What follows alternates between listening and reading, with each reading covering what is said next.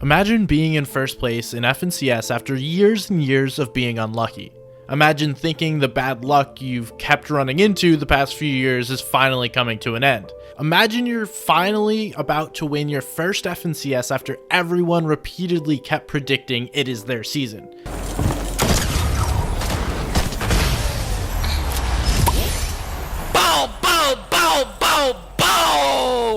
Imagine thinking you're about to qualify for the biggest LAN Fortnite's hosted since the World Cup. But then suddenly, the internet in the entire house goes out. And it isn't because of some unfortunate weather or the internet company facing issues. It's because the owner of the house you're living in for FNCS allegedly got paid off to leak your IP address so hackers could DDoS you and ensure you don't win the tournament. Some of you may have heard of this situation that happened to Eomzo this year. And in this video, we're going to go over his history of bad luck and what has shaped him to be called Fortnite's unluckiest player of all time. Going back to the start of Chapter 5 Season 1 to give you all context, Eomzo and Rise were considered one of the best duos in the game heading into it. And as the season progressed, they kept showing everyone why they were the duo everyone should be afraid of. They dominated, and everyone predicted they would at least top 3. In the 3 duo cash cups leading up to FNCS that season, they placed second all 3 times. That's the highest average of any duo, by the way, leading up to that FNCS.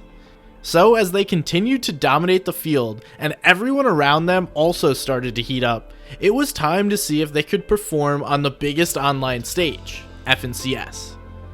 They had always been a duo that fell short of the greatness they continuously displayed prior to Grand Finals. It was time for them to turn the tables. For the duration of FNCS, they stayed at Nim's house, one of their buddies they met online so they could play on zero ping for the season. They marched through Qualifier 1, placing 11th in Round 4. They started Qualifier 2 with a bang and won Round 1 and then placed 2nd in Round 2, but then hit their first bump in the road all season and barely qualified to Round 4 and proceeded to place 17th in Round 4. They obviously qualified to the heats and saved their qualification to FNCS Grand Finals until the very last round of the upper bracket where they placed 3rd. Now the time had finally come for Eomzo and Rise to finally prove themselves after a whole year of bad luck last season. This Grands meant more to them than any Grands before. You see, this is a duo that always played great in every event, but then fell short when it mattered most because of something out of their control. But this season was different. They were on zero ping for the first time during FNCS, had an uncontested drop spot. I mean, what could go wrong, right? Most people would have said nothing, and you're right, as they started off dominating day 1, making everything look so easy. Kill the kid! Right here. 20. Nice. Nice, bro. Killed one. Nice! My back. 20 white, 60 white. Dead! I'm playing body. Underneath me. Play it. 120.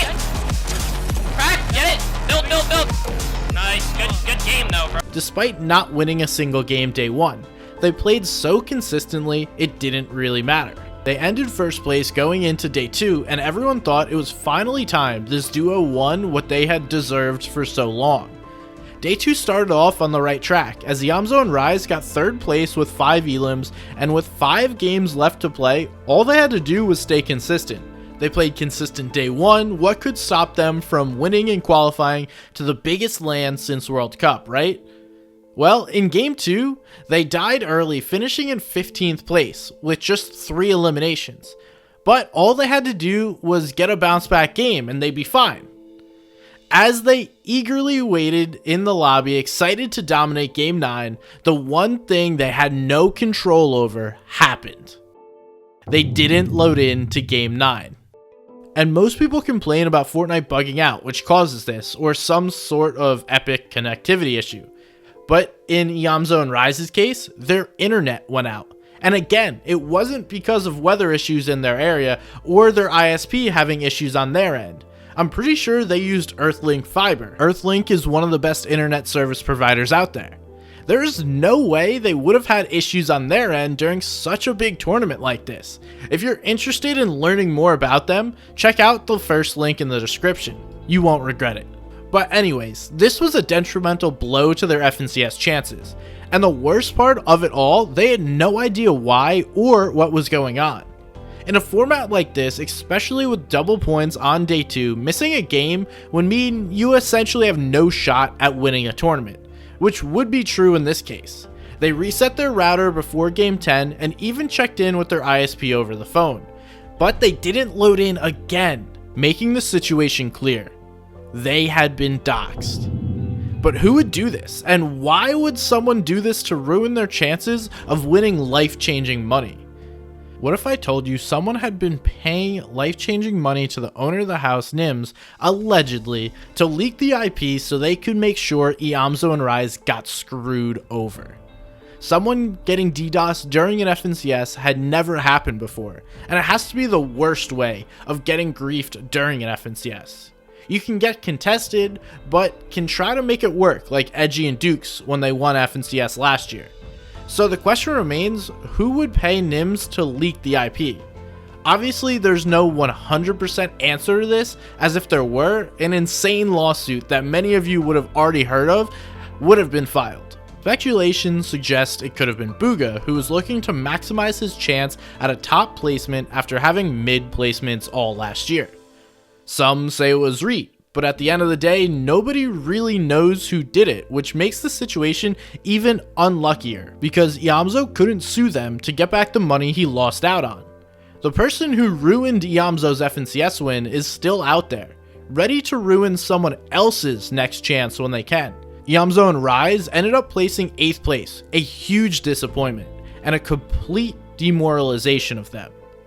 They would go into next season looking for redemptions, but the problems for this duo were just getting started. Fast forward to Season 2 and Chapter 5 Grand Finals. Eomzo and Rise were becoming more unlucky as the days went on, and it almost seemed like they were cursed. Because despite them being uncontested last Grand Finals, some random kids decided to contest them this FNCS. Being contested in Grands is one of the worst situations you can be in, unless you have a Diego Plays contesting you and feeding you points because he doesn't know how to fight off spawn. And the other unfortunate thing was that Eomzo and Rise had a split drop, not a POI drop, which makes it even harder to fight off spawn. Typically, people just steal loot in a split drop and dip, which griefs the original team. They had a pretty good season overall, but got unlucky in FNCS Grands once again, which is something out of their control. They placed 10th, another disappointing performance for a duo of their caliber, proving that they may never stop getting unlucky unless they split. So, they did the logical thing and split up. Now on to Season 3, which was last season. Many people did not expect what went down between EU and NA. Out of nowhere, multiple pros from EU decided to come to America and compete on NA Central with NA pros. By the way, in the replies, is EU better than NA? And which region do you think is winning globals? NA won last year and everyone uses that to decide which region is better. We'll see again after globals in a few weeks. Anyway, huge names like Veno and Tayson made the move to try and win on a region they thought would be easier with their respective new duos. Veno ended up teaming with Clix, while Tayson ended up teaming with Eomzo. Rise was playing with Agers last season after Booga dropped Agers for Aviv again. Yapko also came over to play with Quanti, and several other players, such as the OCE duo Alex and Worthy, came over to practice for NA FNCS LAN. This was a perfect move for Eomzo. He was finally playing with one of the greatest players in Fortnite history, a 5-time FNCS champion on EU. Leading up to the FNCS qualifiers, everything looked great for them. They won a Duo Cash Cup finals and continued their dominance by placing 4th in the weekly FNCS set lobby finals. It seemed like there would be a redemption for Eomzo after years of bad luck, as he was only helping his case by playing with a Fortnite legend. Qualifier 2 was a bit shaky, as they got 5th in round 3 and 9th in the set lobby finals. But that didn't matter much, right? They headed into upper bracket and owned Game 4, which qualified them to FNCS Grand Finals a couple weeks later. Dominating like they had all season brings attention to you, and they were now frontrunners to win Grand Finals, right there with Peterbot and Boyo. In the Duo Cash Cup 2 days right before Grands, they actually won it. For a little fun fact, the duo that wins the Cash Cup right before FNCS Grand Finals always performs poorly. It's unlucky to win the Cash Cup right before Grands. It's always happened in the past, and it happened again. Eomzo, an already unlucky player, added even more bad luck to his plate. At the start of Grands, Tayson and Eomzo were uncontested at their center map split, and everyone thought they would dethrone Peterbot and Poyo by winning.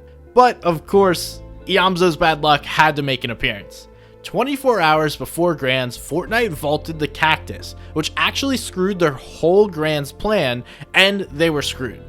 They placed 15th on day 1, and then 15th again on day 2, placing 15th overall in Grands. Something about Tayson and placing 15th, and something about Eomzo and having literally the worst luck of all time at FNCS.